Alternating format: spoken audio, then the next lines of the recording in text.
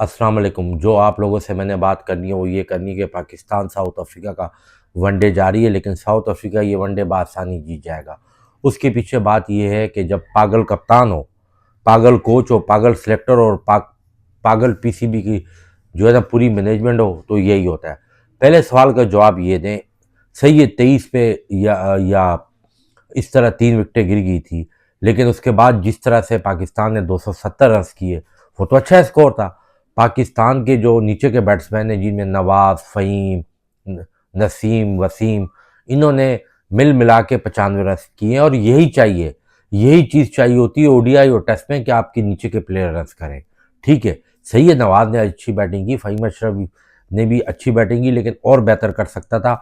जब बर्गर की 4 बॉलें हुई थी तो बर्गर के वो 2 बॉलें बकाया थी। उस ओवर में अच्छे खासे रन ले चुका था, उसको ज़रूरत नहीं थी एक्स्ट्रॉर्डनरी शॉट मारने की। और उसके बाद स्पिनर के ओवर थे, हो सकता है ये स्कोर 270 269 से ये 280 भी हो सकता था।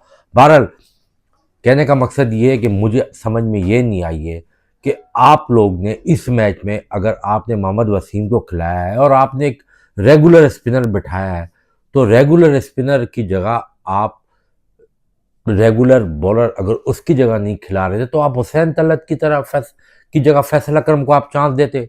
आप 1-0 सीरीज में आप थे, अगर आप मैच हार भी जाते आपको पता लग जाता। आपकी जो हथियार है ना आपके पास, वो है स्पिन डिपार्टमेंट। आपके पास पेसर नहीं है, और खासकर इन कंडीशन में आप जो है वो 4-4 पेसर के साथ जा रहे हो और पार्ट टाइम बॉलर के साथ। आगा को आपने 1 ओवर दिया, उससे 5 रन दिए, उसके बाद उसको ओवर नहीं दिया। सैम अयूब को आपने सर्कल में ओवर दिया ना, उसको 3 ओवरों में 21 बने, उसके बाद आपने उसको ट्राई नहीं किया। नवाज को आप 22 से 23 ओवर में लेके आ रहे हो, जब वो पूरे सेट हो गए तो वो कहाँ प्रॉब्लम क्रिएट करेगा। और अगर आप ये सोच, और ये बात आमिर सेल ने भी कोट की है, ठीक है, तो फिर लेकिन मेरा पॉइंट ये है कि अगर आप मेन जो आपके हैं स्पिनर, आप ये सोच के उनको बॉलिंग नहीं दोगे कि यार लेफ्ट हैंडेड के आगे लेफ्ट हैंडेड बॉल नहीं कर सकता, और लेग स्पिनर जो है ना वो लेफ्ट हैंडेड के आगे नहीं कर सकता, और सीधे के आगे वो बॉल नहीं कर सकता, तो फिर आप भाईजान नहीं जीत सकते। और बाय द वे, क्या सोच के कप्तान बनाया था, बड़ी मीडिया में तारीफें होती हैं।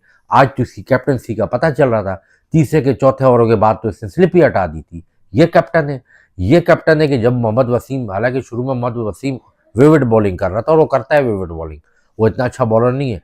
लकीली उसको विकेट मिल गई, लकीली मिली, वो बॉल एक्स्ट्राऑर्डिनरी नहीं थी, वो शॉट खेलने गया पेटूरियस। तो उसके बाद क्या हुआ कि वो जब वो अच्छी लेंथ पे बॉल करने लगा, इसने उसको हटा के फ़हीम अशरफ को दे दिया। फ़हीम अशरफ आपका सिर्फ जहाँ पे गेंद ब्रेक करता है, स्लोअर वन चलते हैं 20 में, इसलिए चल जाता है कि 20 में स्लो वन फेंकता है, वो बैट्समैन स्ट्रोक खेलने जा रहा होता है। वनडे का वो नहीं है। टेस्ट में भी उसको इसलिए रखा था कि वो जब टेस्ट में बॉलिंग में आता था वो कंटेन करता था, कंटेन से मुराद कि वो रन नहीं देता था। तो आपके पास वो वनडे के लिए फ़हीम अशरफ एडजस्ट ही नहीं होता। आप 27-28 जो किए इसी पे उसको खिलाओगे कि आप उसको बॉलिंग ऑलराउंडर खिलाओगे। शाहीन और नसीम की जो है एवरेज स्पीड जो है 135 से कम है, उनकी एवरेज स्पीड 135 से ऊपर है। कॉर्बन बोश की 137 की है, बर्गर ने तो की तेज है। जब आपके दोनों फास्ट बॉलर की स्पीड 100, वनडे में आपकी स्पीड 135 से 40 होनी चाहिए, और T20 में 140 से 145 होनी चाहिए वेरिएशन के अलावा। इसका मकसद है कि आप लोग ने इनको मेड इन T20 बना दिया है। नसीम शाह, शाहीन आफरीदी, हारिस रऊफ, जब मेड इन T20 बना दिया आपने, तो रिजल्ट यही होगा। इतने बुरे तरीके से पाकिस्तान ये मैच आ रहा है। और बाय द वे, मैं तो कहता हूँ तीसरा मैच भी पाकिस्तान को हारना चाहिए, ताकि इन लोगों को अकल होनी चाहिए। क्या कप्तानी है, हाँ, होम ग्राउंड में होम एडवांटेज, और साउथ अफ्रीका की बी टीम, सी टीम से कांगी कप्तानी शाहीन आफरीदी की, खुद बॉलिंग करने आ गया। विकेट कौन ले गया? वसीम। उसको बाद जब आगा को अभी लाया लेट, उसको मार दिया उसने छक्का, वो तो सेटल हो गया ना, मैच तो आसान हो गया। आपने कंटिन्यूटी आगा को जब ओवर आपने क्यों नहीं दिए? ठीक है। और बाय द वे, आपने फ़हीम अशरफ को ओवर दिया, आपने जो है नवाज को पहले क्यों नहीं लाया? आप 11वें 12, वो आपका जेन्युइन किस्म का लेफ्ट आर्म बॉलर है, जेन्युइन, पहले वो बॉलर है, उसको आप बचा के रखते हो किसी मैच में, आप फ़हीम अशरफ को बचा के रखते हो। तो ये ऑलराउंडर की टीम जो माइक हैजमैन आपने रखा हुआ है ना, पागल माइक हैसन, उस पागल माइक हैसन को कोचिंग से निकालो, वरना ये आपकी टीम मजीद भी जाके स्ट्रगल करेगी, मजीद स्ट्रगल करेगी। और मैं तो चाहता हूँ कि पाकिस्तान तीसरा वनडे भी हारे, ताकि ये पाकिस्तान टीम और जलील हो, ताकि ये शाहीन आफरीदी भी जलील हो, जो ये आके फ़ौरन इससे कप्तानी पकड़ ली ना। बड़े बोलते थे बाबर को तो कप्तानी नहीं देनी चाहिए, बाबर को तो बेइज्जत करके निकाला है, तो बेइज्जत करके तो इसको भी निकाला है। ये भी मना करता ना मैं कप्तानी नहीं लेता, सब कप्तानी के कैप्टन के लालच है। ये दुनिया की वाइड टीम है जो कि अपने जेन्युइन स्पिनर पे भरोसा नहीं करती, जेन्युइन बॉलर पे और पार्ट टाइमर पे करती है। पार्ट टाइमर पे करती हो तो पार्ट टाइम ही मैच जीते जाते हैं। जैसे आप पार्ट टाइम जॉब करते हो ना, एक जॉब के बाद दूसरी तीसरी जॉब करते हो, इसी तरीके की पाकिस्तान की टीम एक पार्ट टाइम टीम होगी है। आजम खान ने कल रोहन नदीम को ब्रॉडकास्ट में इंटरव्यू दिया, उसने बड़ी अच्छी बातें बोली। उसने सबसे अच्छी बात ये बोली कि जब वो काकुल में ट्रेनिंग कर रहा था तो वो उसकी कोई बात 25 मिनट में 2 किलोमीटर वाली वो लीक हुई, तो उसने ये बात की कि जो इस तरह की बातें बाहर पहुंचाते हैं झगड़े की, उन खिलाड़ियों के सेंटर कॉन्टैक्ट हटाने चाहिए। उसने बात बिल्कुल वैलिड की है। लेकिन दूसरी उसने बात बेवकूफ़ वाली की, कम्युनिकेशन गैप है और मैं फ्रेंचाइज से अच्छी क्रिकेट खेलता हूँ यहाँ। और कम्युनिकेशन गैप क्या है यार? तू जब चौथे पांचवें में जाता है, तू कल का बच्चा है, तेरे को नहीं पता तेरा रोल क्या है।